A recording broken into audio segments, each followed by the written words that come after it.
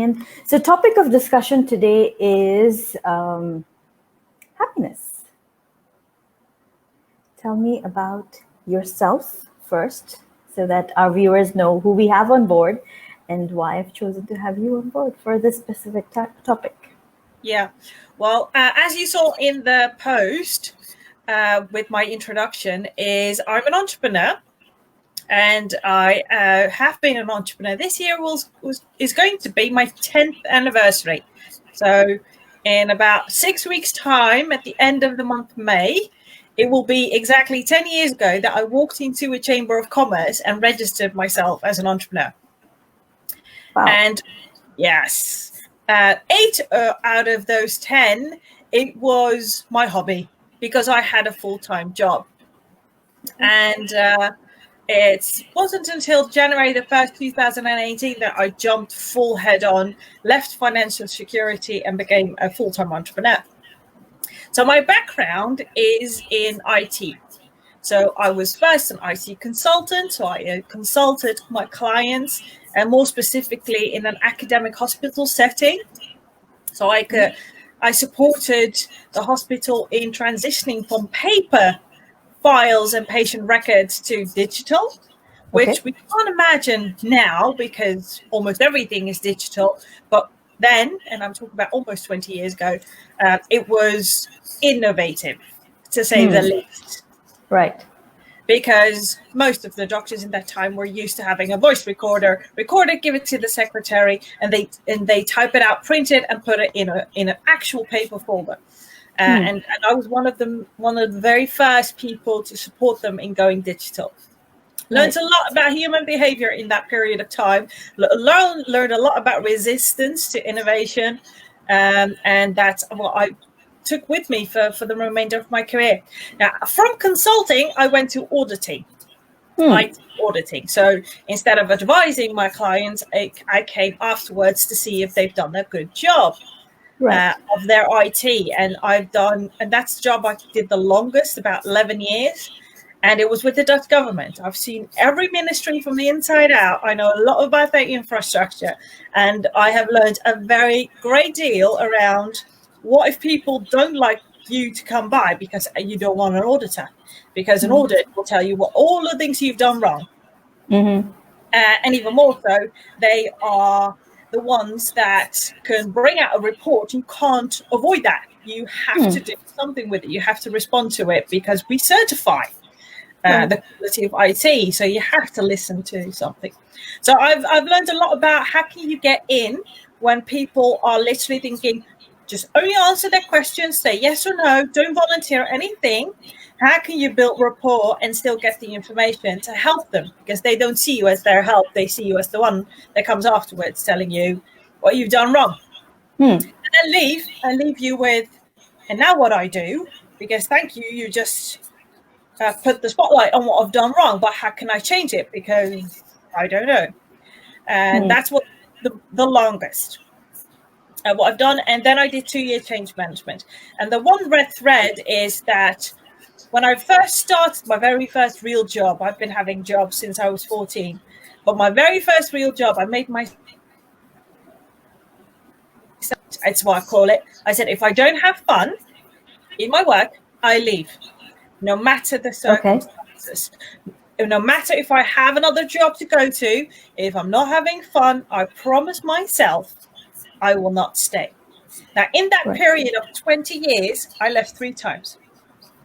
Okay. Yeah. Because when you, at least for me, a sacred agreement means I am responsible. Yes. I need to create having fun. It's not my colleagues. It's not my boss. It's not my clients. It's not suppliers. It's not anyone else. Me. Right. So what I did was not look at other people doing that for me. I did it for myself. How can I have fun despite the circumstances, despite people around me who are not having fun or are grumpy or a boss that doesn't like you, or I've had them all. Right. I want to have fun. I want to have fun. How do I create it? So I've experienced and created and learned strategies as I go. And the one thing that started happening is people noticed that because they're thinking, why I mean, you're a civil servant, you work in ministries, which is bureaucratic, and how can you be having fun? And a lot of people started to say, you only do what you enjoy doing. And bearing in mind, because it's normal for me, I said, yes, of course, because it's my normal. Yep. Not realizing that for the majority of the people, it is absolutely not normal. And it took me a while to realize that it wasn't normal, because I didn't hear the very first group of people that said to me, you only do what you enjoy doing. I didn't hear the variation in their voice from, I actually admire you, but how do you do that? Because I'm not having fun here at all. And after about, I think, number 30, 31, I'm like, what am I hearing? If I'm actually listening, what am I hearing? I hear admiration combined with, how does she do it? So how does she do it? How does she do it? How did she get in this environment of a very bureaucratic, very hierarchical organization? She still only does what she enjoy doing. So at the end of 2014, I was looking at 10 years as an IT auditor, and I said, okay, I still love this job. I still have fun. There is nothing that is preventing me from having fun. And but what do I want to spend the next 10 years? If I jump into time 10 years from now and I want to look back at the 10 years, what will I want to have done, which will give me an answer to the question when I'm on my deathbed and thinking, what if? And the very first thing that popped up in my head was, I want to be available for people that want to learn how to enjoy what you're doing despite the circumstances. And that's what brought me to my full-time entrepreneurial journey. Lovely. Tell me, where and how does the learning on happiness come in? Because I was quite excited when you told me you've learned happiness. Now, how does one get to that point? And before that, I have Kosaji, who says, I am the source of my own happiness, because I think, yes, there. And Cindy, who says, how do you create your own happiness when you feel like your world has been turned upside down? Like now with the virus, I find myself feeling anxious, sad, bored, annoyed, and a little scared. I'm having trouble feeling happy at all right now. Any suggestions? So we'll park those questions and I have suggestions. Absolutely. Okay, cool. So she's got suggestions. But before we jump into the questions, we'll go a little more into how you learned happiness. How does that even happen? Do you even have a school that teaches happiness? Oh, yes, we do. Okay. Yes, we do. And now bear in mind that when I started, now fun has been in my life because it's one of my core values. So that's what I do if I'm not having fun. And in 2016, I was a change manager at the Ministry of Social Affairs and Employment here in the Netherlands. And I was responsible for a ministry-wide change program where they had to adopt new ways of working, which is a challenge, to say the least. We are trying to influence 2,400 people to reevaluate what they're doing and change it to be better at what they do and more effective. Now, in that period, and I was working for HR, the HR department, and we had a team building day, and I still remember the day, June 7th, 2016. Wow. We had a team building day, yes. So all of myself and my colleagues were at team building, and the facilitators asked the question, where are you and what are you doing in January 2017? Yeah. Now, what you need to know now is that I had a 1-year contract with that ministry. So that was ending on the 31st of December of 2016. And it was June, so I was there for about 6 months at that time. So I didn't know if they want to keep me, so renew the contract, or that I wanted to stay there. I didn't know that by that time. So I answered the question, if I could make a decision, thinking of there are no limitation whatsoever, how would I answer that question? So I let a couple of, which is out of character for me, I let a couple of other colleagues answer that question, because I don't want to set the standard. Before you know it, you answer the question and the rest are thinking, oh, but mine is very boring. So I thought, you know what, I'm going to let a couple of other colleagues answer that question. And not surprisingly at all, is that most of them said, well, I'm going to be at work doing ABC, or I'm going to be still on holiday because it's the end of the year and I usually take my holidays in January. But most of them were, I'm going to be at work. I'm going to be working. And I thought, okay, now it's time for me to bring in my answer. So I said, and I had no idea whatsoever. I had an idea of what I wanted to say, but some of the words that came out of my mouth were not what I was thinking, what I thought of. So before you know it, I was saying, well, I'll be on an island where it's at least 30 degrees Celsius, so it's warm. The sun is shining. I'll be lying in a hammock with a tablet talking to you. So I will be at work, not on holiday. Now, I've never been on holiday to an island. Okay. I love the sun. I love going to warm places. So I'm a Moroccan, so I love Morocco because it's warm and I thrive in sunny, warm places. I've never been to an island. Where the hammock came from, I don't know. I had no idea. In the Netherlands, they hardly have hammocks. I think I'm working. So as soon as I said it, my colleagues went, you'll be on holiday. I said, no, I'll be at work. I'll be working. So the reason I'm on the island is for work. I had no idea, absolutely no idea where the words came out, but that's what came out of my mouth. Now, something very remarkable happened. I had inspired a couple of people, but I was thinking, oh, that would be awesome. The next assignment the facilitators gave us is, now choose one answer from one colleague and prepare something that you're going to perform for the rest of your colleagues. Now, a couple of people said, Loubna, we want to be in your team because we want to perform your story. I'm like, okay, something is triggered there, because despite the fact you all said I'm going to be working, you like my story more. So we did. We performed. So the hammock were 2 chairs. I was put on those 2 chairs, which is very uncomfortable, I can say. The facilitator had a tablet. So I was lying in those 2 chairs with a tablet, having a conference call with my colleagues, pretending to be in Ireland. And of all the days on 7th of June, it was very sunny in the Netherlands. It was very hot, very warm. So it couldn't have been the best circumstances at all. Fast forward to August, the end of August. My colleague and co-teacher, because by that time I had been teaching IT auditing to non-ITers for 8 years. I did that once a year, 3-day training. We were the best teachers on the whole academy at that time. We scored well on content and delivery, but they loved us.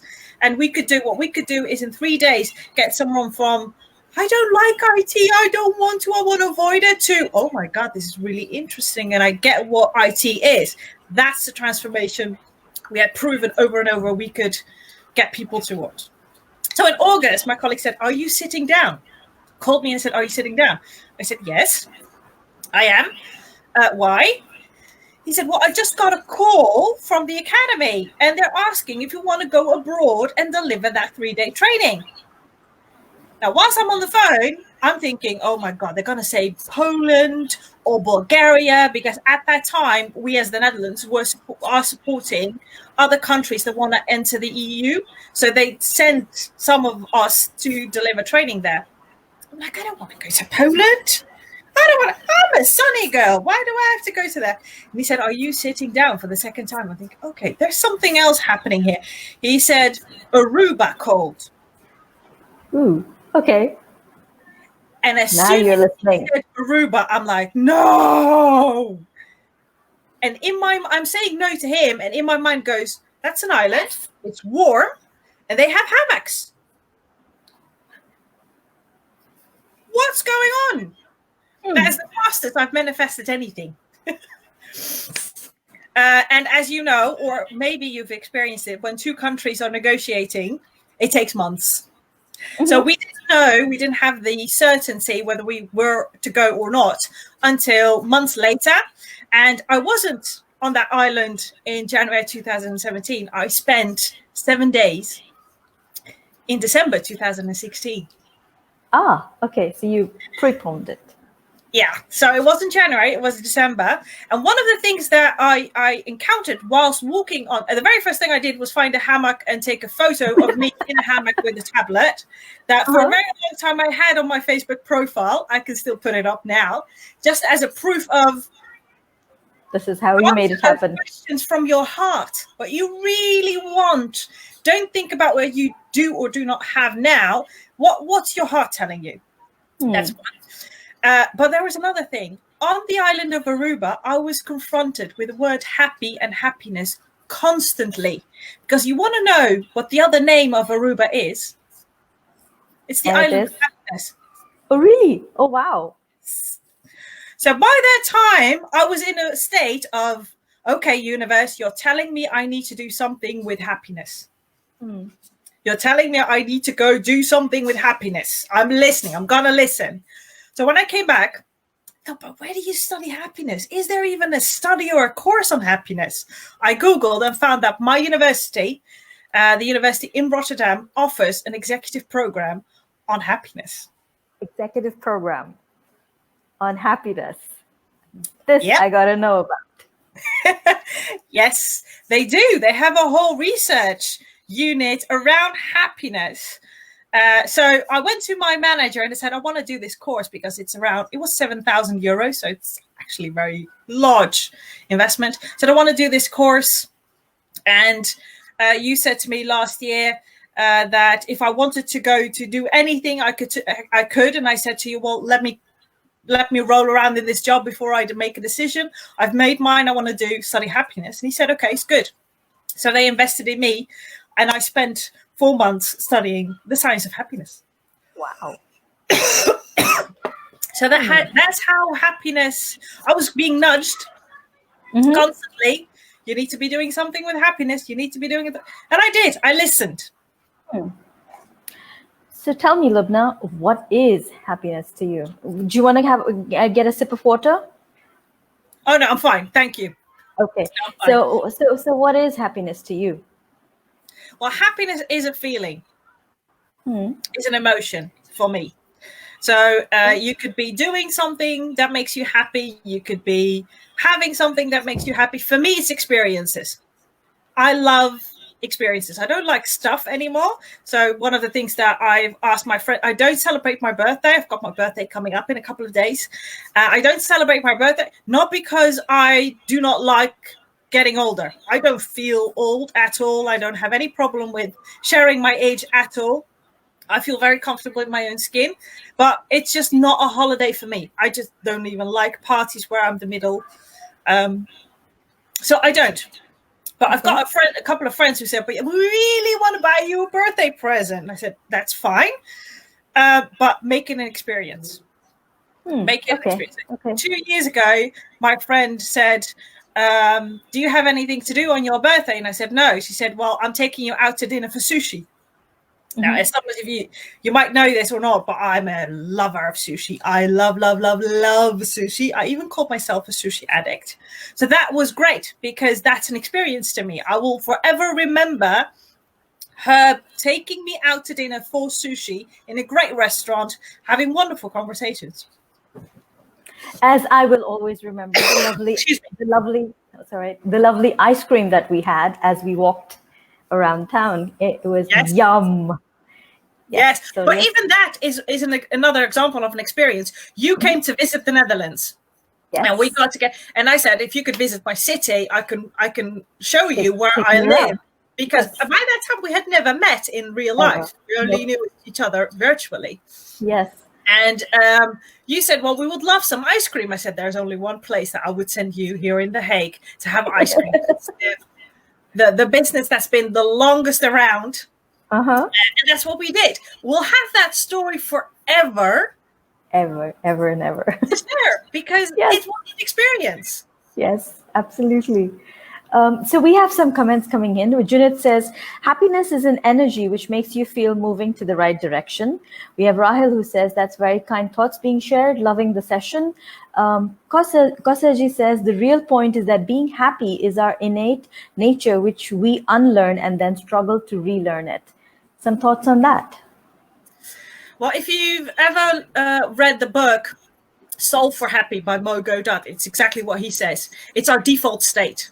And he's an engineer, and he works for a couple of IT-related organizations, just like me. So he thinks in engineer language, in zeros and ones. And he said the default state is happiness. And he compares our brain to a computer. And we have operating systems in our brain. And when you get the operating system out of the box, its default state is happiness. But because of conditioning and societal norms and cultural norms and everything, we unlearn what that feels like. So just like the world is resetting now because of the virus, for us to relearn what that feels like when you have that. And that doesn't mean, because one of the things I get asked the most is, are you happy 100% of the time? No. I'm a human being just like you. That means that I experience a range of emotions from negative to positive. The difference is I don't stay long in the negative side. I bounce back quickly. And what most people experience is that they stay in the negative side. So, for example, right now, if you're just focusing on the virus, on COVID-19, on the likelihood of you getting sick, then you're actually making yourself sick right now. Because you are generating cortisol, which is the stress hormone. And when that enters in our body and stays in our body way too long, it actually negatively impacts the immune system. So the likelihood of you getting something, even if it's a normal cold, is very high. And the likelihood of you panicking because you have a common cold is even higher, because then you're wondering, oh, what have I caught? Yeah. So to get back to the question that was asked earlier, so feeling anxious, sad, bored, annoyed, or a little scared, that's absolutely fine. That's so normal. I've had that moment. Of, oh my God, now we all have to we're in intelligent lockdown. We have to stay at home. We have to keep 1.5 meters in between people. I can't hug my nieces. That to me is ridiculous. That's not where I want to be in. That's not the state I want to be in. That's not the environment I want to be in. On the same flip side is, I know, because I've trained my brain into, if I stay in these negative emotions, chances are I will get sick quicker, no matter what. Right. So for me, I flip that into, what can I do? What is my circle of influence? What can I do now? Because I can choose how to respond to this. I can make a conscious decision how to deal with circumstances. Right. Because that's literally what I did when I made the decision. I'm only going to enjoy what I enjoy doing at work. I made the conscious choice to experience that. And it wasn't easy all of the time. It really wasn't. And I had to be very creative at some times. But I still did. Instead of letting it happen to me, I made conscious decisions and took actions towards what I wanted to feel.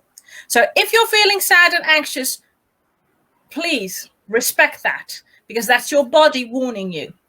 The question is, how can you flip that into, what can I influence right now? What can you do? What can you do? What is still working? We FaceTime 3 times a day with my nieces. 3 times a day. And they're loving it. They're absolutely loving it, because to them, it feels like we're still connected. Yes.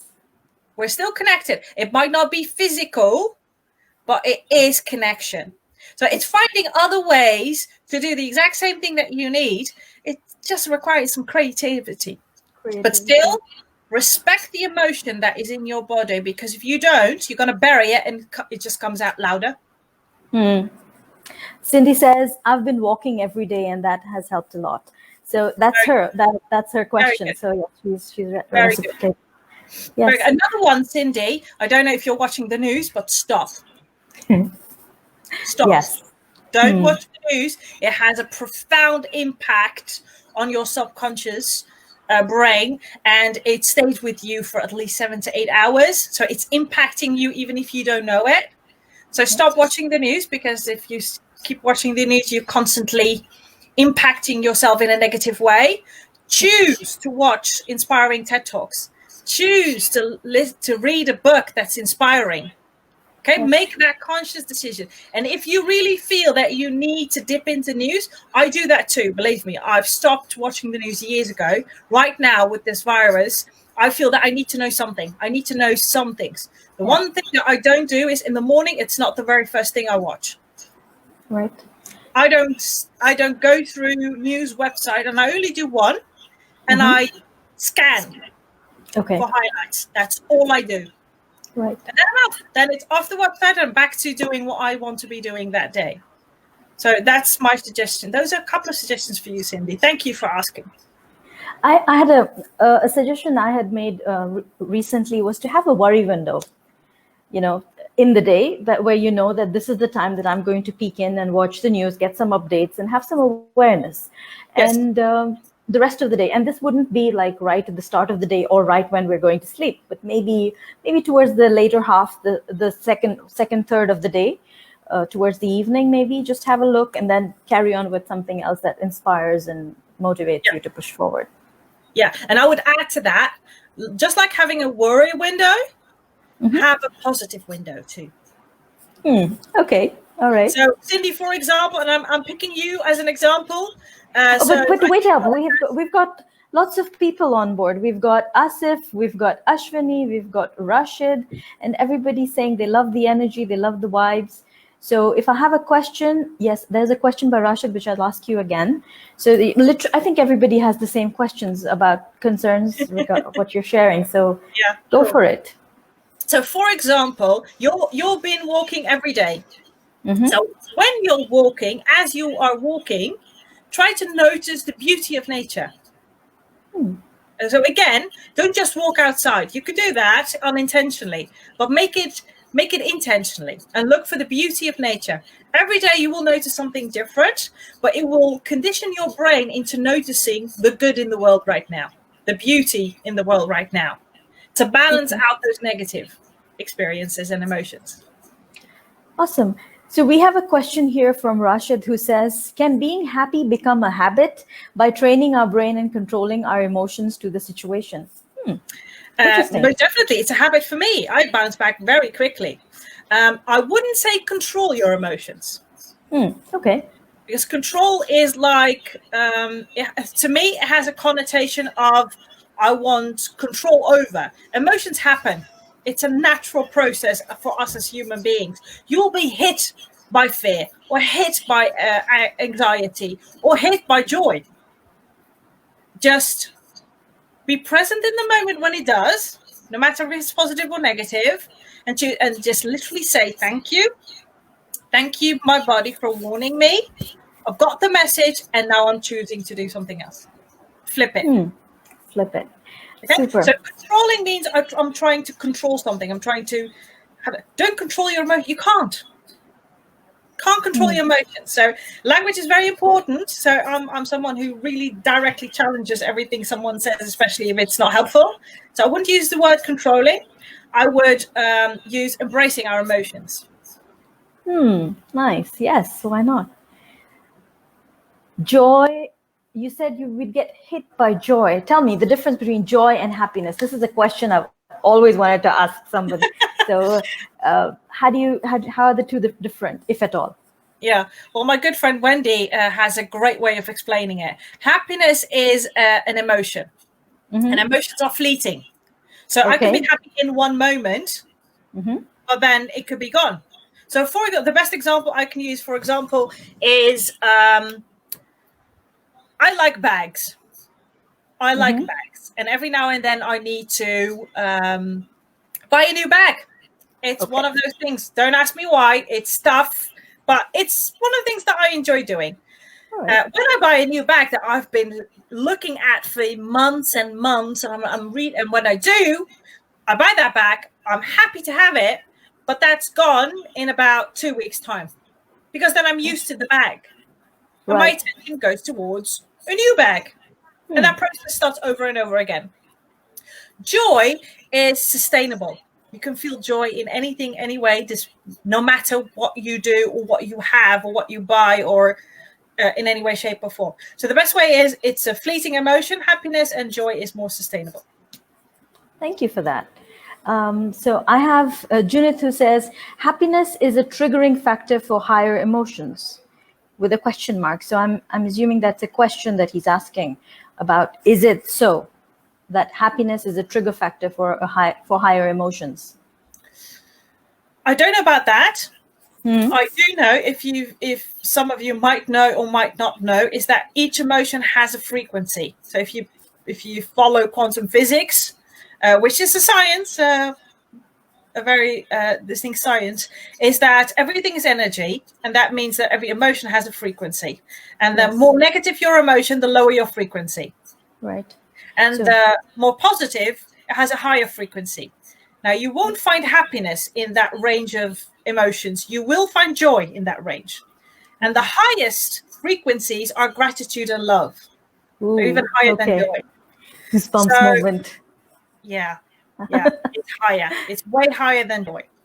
But it's also very difficult to be in that state consistently. We're humans, we experience everything. But one of the reasons that Dr. Hawkins shared that is that you can train to bounce back and to stay longer as your default state. So I don't believe that happiness is a trigger for something else, because it's so fleeting. It's still fleeting, yes. Exactly. Okay. All right.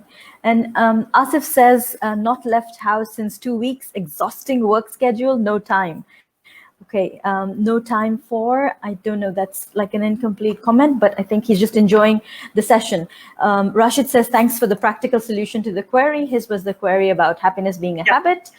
Elsie says, I walk after I finish my workday and listen to Melissa Etheridge, doing her live concerts from home. It keeps me sane. All right. Now, it really is about, and thank you for sharing that, Elsie, but also Cindy. It's finding make a list.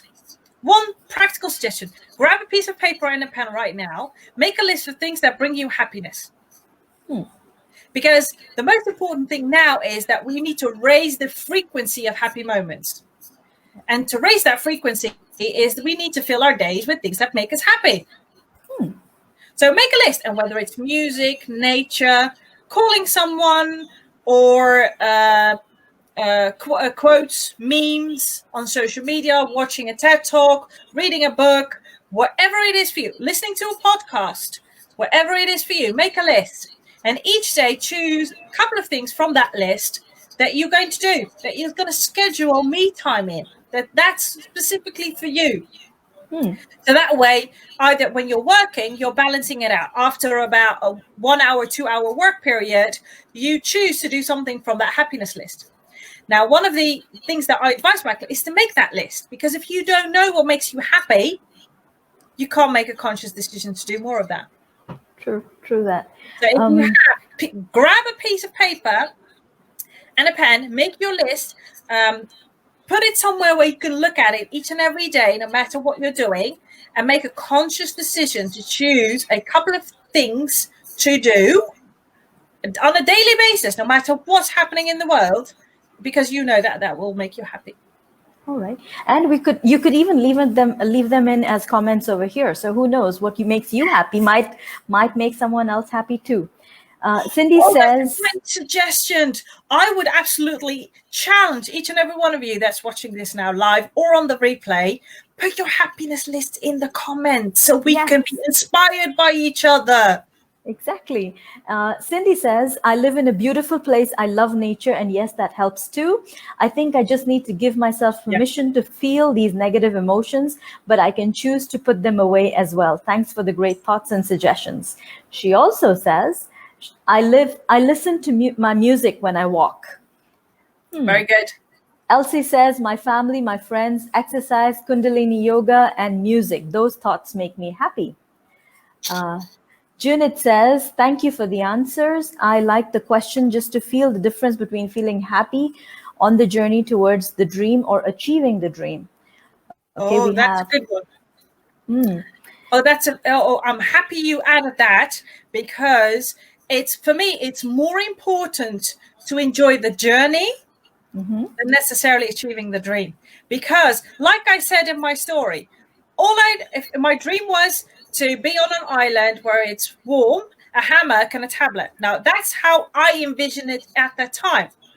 And it would be January 2017. Now, it ended up not being January, but it being December. Yeah. Instead. So you don't know exactly how it's going to look. So if you're just only focusing on your end destination and achieving that dream, you're not going to enjoy the journey. And what if you don't achieve exactly what you're dreaming about, but you achieve it in a different form? True.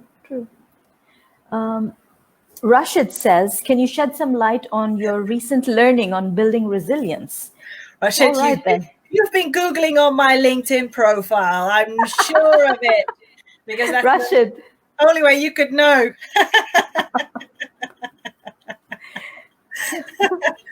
So that's the benefit of letting them know who's coming on board. So super lovely. Googling on my LinkedIn profile. Yes, I can.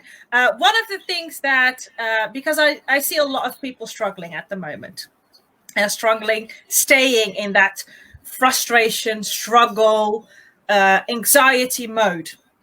And I'm all about, if I can help, I'm not going to do that. And one of the things that my brain has been telling me to do is to develop an online course or program around resilience, because we can train resilience. You can, and the best way to do it is in a challenging time. So not when when there's nothing wrong, because it's neutral or very positive. The best circumstances to train resilience are now. It will have the biggest impact, because if you can bounce back now in these times, you can bounce back in almost anything. Yeah. If you can keep yourself sane during these days, you've nailed it. You're training your brain that, okay, no matter what happens, unless it's something that and I can't conceive it right now, bigger or more profound than this, and I can't conceive it again. I think that this is very big on a multiple scale. But let's not put your head to it. No, I'm not manifesting that one. No. Is that this is the right time. And if I can be that guide for people to train their resilience right now, no matter what their resilience level is at the moment, because each and every one of us already has some resilience in them, that's my gift to the world in these times. So I've been doing research, and that's what you saw, Rashid, on my LinkedIn profile. I've been going through some courses and articles around resilience. I've been looking into what else I can learn around resilience, because I already know a lot of things, but I want to be as grounded and foundational as I can be, so I can put that all in that online program and offer the best of the best for people right now, so I can have the greatest impact that I can have right now. Super. All the best to you on that. Thank you. Cindy says, seeing my grandkids, music, walking, playing with my doggy, meditating, seeing my friends, talking with my husband. This is what makes her happy. And thank you for sharing, Cindy. And she also says, excellent answer to resilience. Thank you. And I hear you have just started cooking up a podcast. Oh, yes. Tell me about that. And it's something to do with sushi? It cannot not have something to do with sushi. Obviously, because we love sushi more than you. If you haven't figured it out by now, I sometimes have crazy thoughts. Really crazy thoughts. I combine things that people are thinking, how did you combine those two things? And one of the things that I found in communities of entrepreneurs is they only talk entrepreneurship. They talk about marketing, they talk about business strategies, they talk about brand or branding, And I'm like, is that all you can think about? I mean, we're all human. And I like entrepreneurship and I like sushi. What if we combine those two? Yes. But I thought, this is really great. I mean, I know people know that I love sushi. I mean, I'm very vocal about that. I share it consistently. And I'm about to share on my Facebook page and personal timeline that I had sushi tonight for dinner. Mm-hmm. Because today is sushi day for me. But I didn't do anything with it until a good friend of mine, Gail Edwards, who is a personal brand disruptor. She's really good at helping people create that personal brand. Was here in the Netherlands last year. I said, you have to come to the Netherlands. I would love to introduce you to some of my networking friends. And she did. She trusted me blindly, got on an airplane from London and came to the Netherlands. And I didn't know, but she said, okay. And I asked her, I said, what do you want to have for dinner? She said, I don't know. What do you want to have? I said, there's only one answer to that question. I said, sushi. Then she said, oh my God, I love sushi. And I'm like, okay, I just found another one. Who's crazy about sushi as I am. And whilst we're waiting for the sushi to be delivered, I said, you know what? I've had a crazy thought for a couple of months in my head, and that is to create the Entrepreneurs Sushi Club. Entrepreneurs who enjoy business and fun, but adore sushi. So a community where you can freely talk about sushi as much as you want, but also a community where we as entrepreneurs can support each other. And she said, well, why haven't you created that community yet? I said, I don't know. Waiting for her. Grab your laptop right now. You're going to create that Facebook group right now, and we're going to start. We even took a photo to put as a banner in that group with the two of us with the sushi when it arrived. Just like you could have a better photo. A bite of inspiration, if I may say. I know. I'm happily crazy about sushi. Believe me. Fast forward a couple of months later, we were both in Manchester speaking at the same event. And I was speaking about fun, flow of freedom, and she was speaking about personal branding. Another one of the speakers is a podcast expert.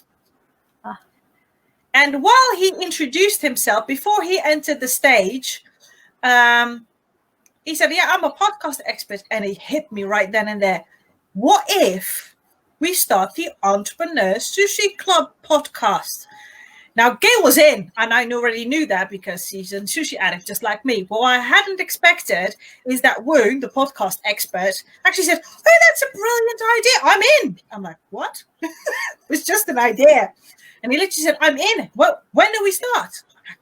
Really? You're in? You really think that's a good idea? I mean, I have my crazy thoughts. And he said, yes, I'm in. I think that's brilliant. I love sushi too. Like, okay. So when he stood on stage and guided us through an exercise of coming up with our podcast idea and said, who wants to share that idea? And Gail will tell you, I launched myself to the front of the room. Launched, not walked, not run. I launched myself to the front of the room, waved at Woon, as in, give me the mic now. He did, fortunately. And I said, we are launching the Entrepreneurs Sushi Club Podcast in front of about 100 people.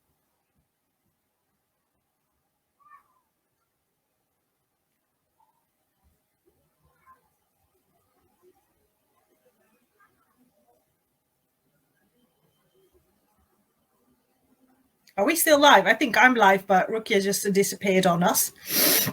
So that's what happened.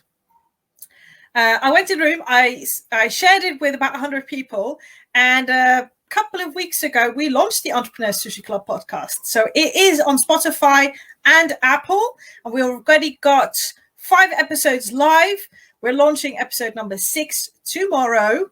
And it is another great guest. So if you're interested, go find us on Facebook or on Spotify or on Apple. But let me know if I'm still live. So I know I'm not talking to a screen without anyone following me. And we'll just wait for Rukia to come back. So let me know in the comments if I'm still live.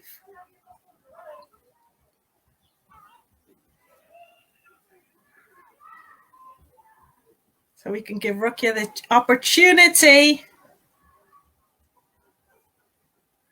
There's a frequency of happiness. Oh, thank God. Thank you for letting me know, because then I will keep chatting. There is a frequency of happiness. As sportsman, I feel more happy when I watch my students perform on the court than me winning a title. What makes me more happy is when my daughter wakes up in the morning with her eyes half open, looks at me, and was Dada, good morning, I love you. Spreading arms to hug me is a different level, so happy frequency varies. Oh, yeah. Yeah, you're live. We hear you. Oh, thank you for letting me know that I'm still live.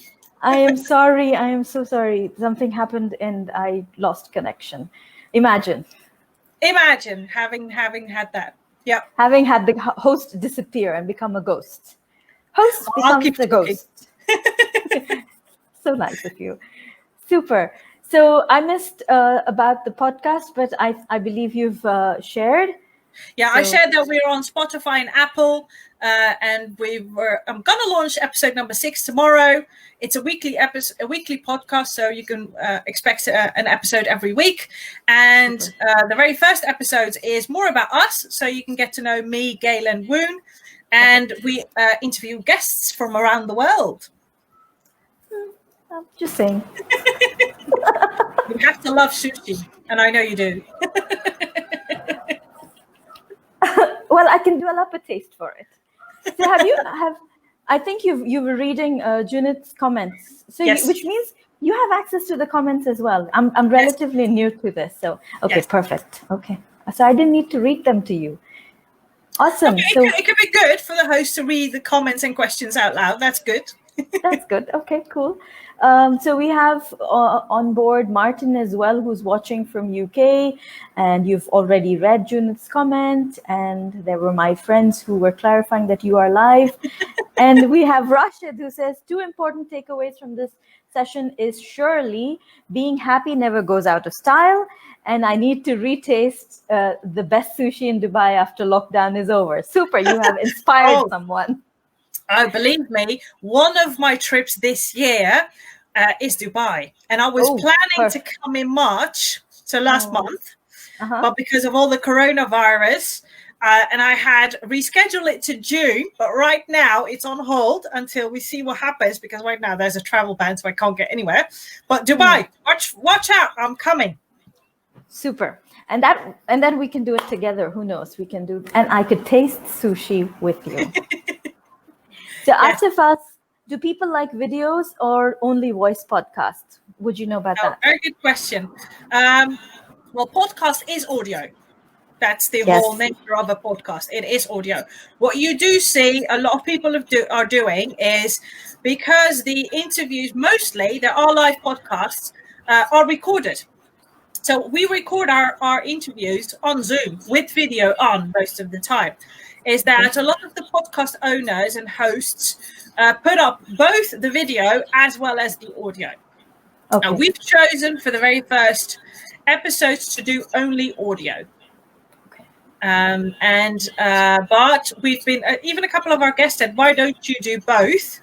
Because then you've got both the visual thinkers as well as the auditory auditory people in the house. So yes, we're planning to do so, but for now the Entrepreneurs Sushi Club podcast is audio only. All right. So leave in your comment, and I'm going to put in the comment later on, as in how people can get in touch with you, what the handles are, what the podcast is, and yes. So I'd like to ask my last question to you is, what are your fleeting thoughts? How would you like to conclude, and what would you like to leave as a comment, as something on your mind, or anything at all, actually? Well, I think that my most important message is, if you're struggling at this moment, reach out to someone. Reach out to someone and talk about it, because one of the things is, as long as we keep it in our minds, it's always bigger, scarier, more frightening than when we talk about it. It just loses a little bit of their strength. And so reach out if you're feeling in any way, shape, or form struggling or fearful or anxiety. Just reach out to someone and ask and tell them, what I would like you to do is just listen to me. I would like to tell you my story and just listen to you. Or I would like to talk to you because that way I can share this with someone. I think that is the most important thing. A lot of the people that are struggling, by the time they reach out to me, for example, is they've been at it for weeks or months, and I'm like, why didn't you get in touch sooner? Because you can be having to stay in this state for very long. True. And I think And that one of the things is really important. No matter how much you're struggling, reach out. And I think sometimes people hesitate to reach out because they feel they'll be judged. There'd be, people would think of them as she's scared, or oh, he's scared, or whatever. But who knows, by you reaching out, you might be opening the door for someone to be comfortable being scared. Or maybe they're going through the same thing, but they're just too cool to say it. So you being vulnerable might help the other person accept what they're feeling as well. Most definitely. I also think if Jim Rohn says it best, you're the average of the 5 people that you surround yourself with. Now, each one of us has different circles of 5 people around us. Make sure that you have at least 1 or 2 people around you that you can call no matter what. No matter that. You don't want to be reaching out to someone you're thinking, oh, but they'll judge me. Or they're thinking, oh, you're crazy. It's not that bad. Come on. And they over positivity thinking that you're the biggest, scary, stupid thing.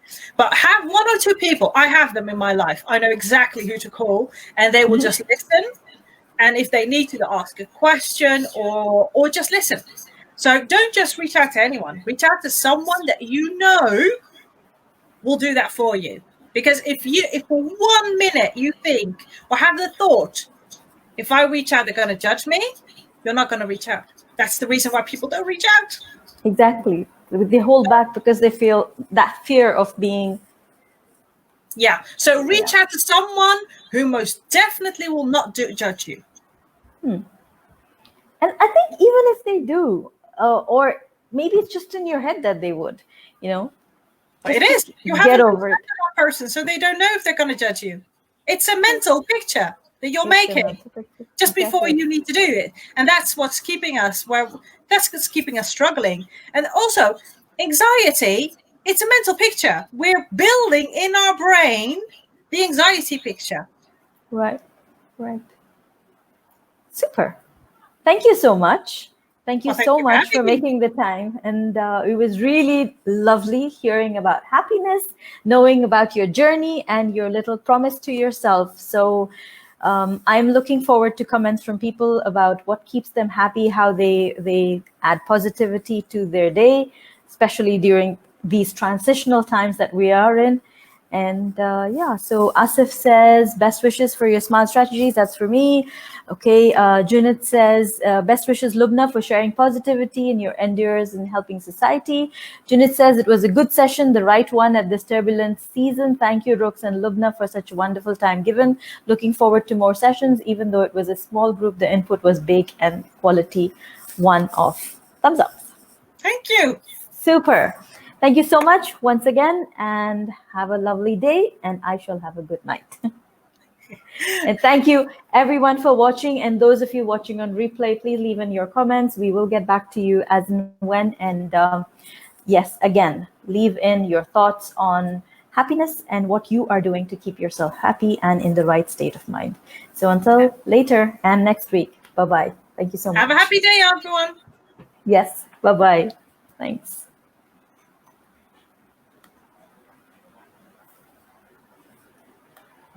Okay.